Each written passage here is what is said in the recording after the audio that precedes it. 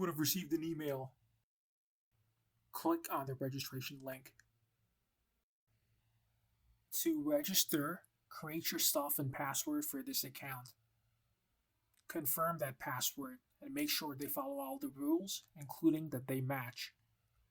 Write your first name and then your last name.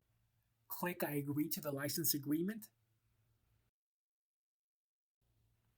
Then click submit. And your account was created. You'll receive a second email on how to download the app. Or you can download it from here. Tap on the Android button to go to the Google Play Store. Click on the install button.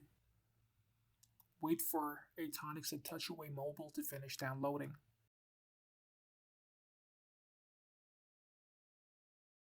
Once it's done, click open. The app should now appear on your phone. Clicking the icon will open the app. You should allow all access.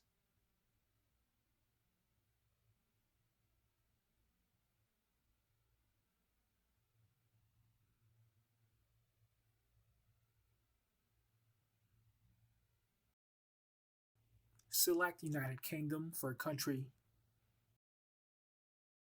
Click OK to join the network. Then sign in to aTouchAway. Use the same email address and password that you used to register with. Click Sign into aTouchAway.